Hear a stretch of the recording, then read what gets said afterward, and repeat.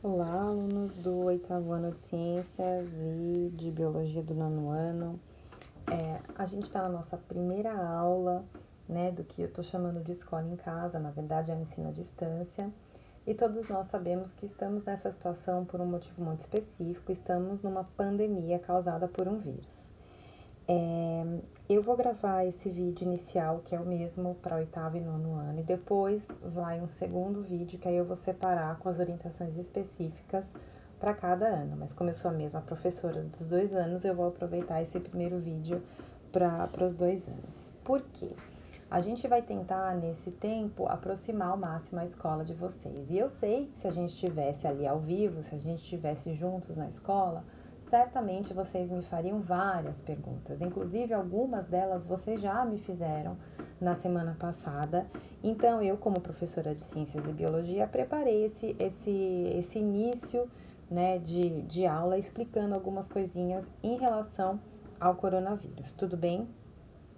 Então, esse primeiro vídeo a gente vai até a explicação em relação ao coronavírus e depois o próximo vai diferente, um para o oitavo e um para o nono, ok? Bom, então a gente está vivendo uma pandemia causada por um vírus que na mídia, né, principal a gente chama de coronavírus, mas na verdade eu vou explicar um pouquinho para vocês em relação a esses nomes daqui a pouco. Primeiro eu vou explicar o que é uma pandemia, né, que é esse conceito que a gente está escutando agora o tempo inteiro. Pandemia é quando uma doença infecciosa se propaga de forma ampla, atingindo muitas pessoas, que é o que está acontecendo agora com a doença. A gente tem muitas pessoas infectadas no mundo inteiro. Então, essa doença, essa infecção se espalhou de uma maneira muito rápida, muito ampla para muitas pessoas e em muitos lugares aqui do nosso planeta, tudo bem? O que é diferente de um conceito que a gente escuta mais vezes, que é a epidemia. A epidemia é quando a gente tem um surto de uma doença infecciosa que ocorre numa comunidade ou numa região específica. Então, o que é um surto? São muitos casos num curto período de tempo, tudo bem? Só que no caso da epidemia, isso fica restrito a uma região, tá? E a última palavra, que a gente escuta bem menos, mas eu não poderia deixar de colocar aqui nessa nossa diferenciação dos termos, é a endemia. A endemia é quando se tem uma doença que aparece com muita frequência em um local específico, só que normalmente fica restrito a essa região. Não são muitos casos, nem de uma forma abrupta, assim, é durante um longo período, sempre tem alguns casos dessa doença, isso a gente chama de endemia, tá? Então, hoje, a gente está vivendo um momento de pandemia justamente porque inicialmente era de fato uma coisa que estava restrita ali à China, que é o país de origem, mas que veio se alastrando até invadir a Europa e hoje o mundo inteiro está, né? A gente tem casos da doença no mundo inteiro, ok? Bom, para falar sobre os nomes, é importante a gente saber o seguinte: coronavírus é o nome de uma família de vírus. Então, este vírus que está causando a doença agora, ele pertence a uma família de vírus que se chama coronavírus. Então, esses vírus dessa família podem causar desde resfriados comuns até doenças respiratórias mais graves e de importância para a saúde pública, tá? Agora, o SARS-CoV-2 é o nome do vírus que está causando esta doença de hoje, né? SARS-CoV vem de um termo em inglês que em português significa coronavírus da síndrome respiratória aguda grave 2, ok?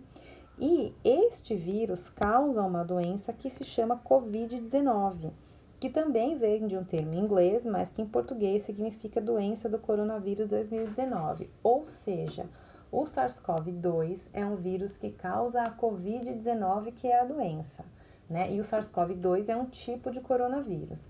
E por que chama Covid-19? Porque o primeiro caso, né, foi relatado em 2019, tá bom?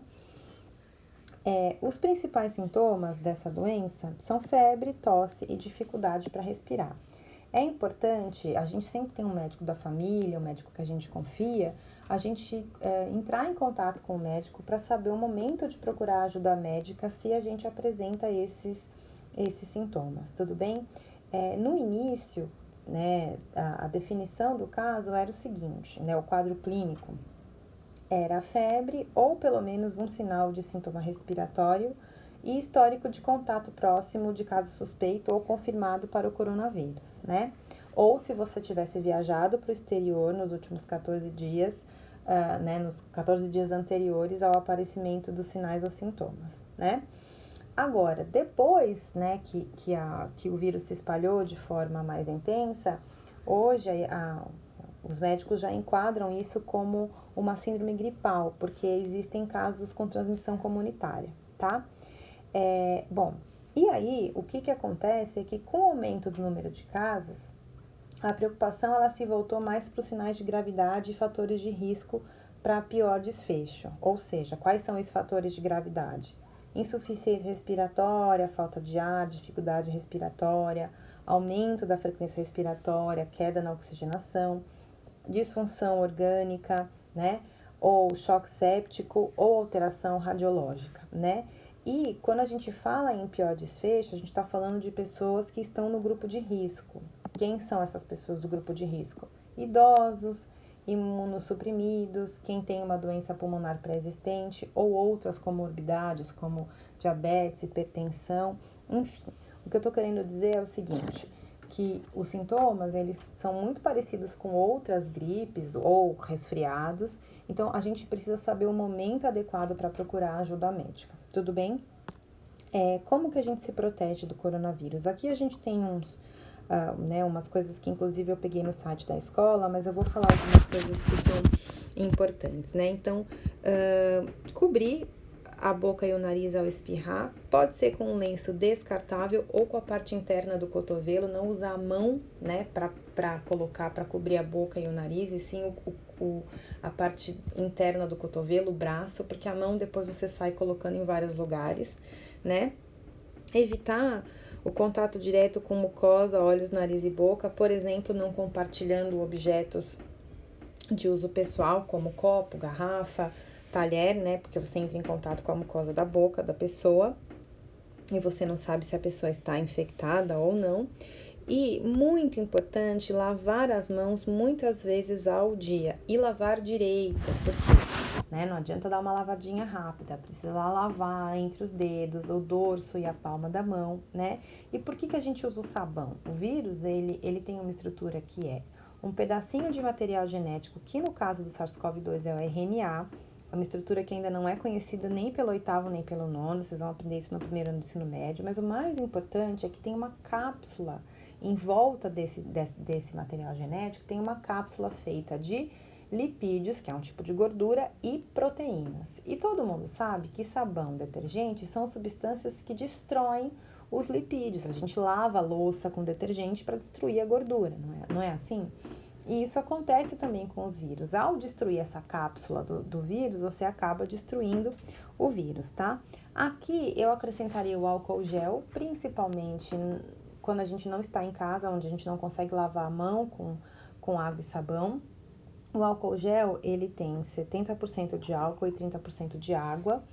E é importante que seja essa concentração, porque o álcool puro, ele se volatiliza muito rápido, ele evapora muito rápido. Quando a água está misturada, essa solução demora mais para evaporar, deixando o álcool mais tempo em contato com o patógeno.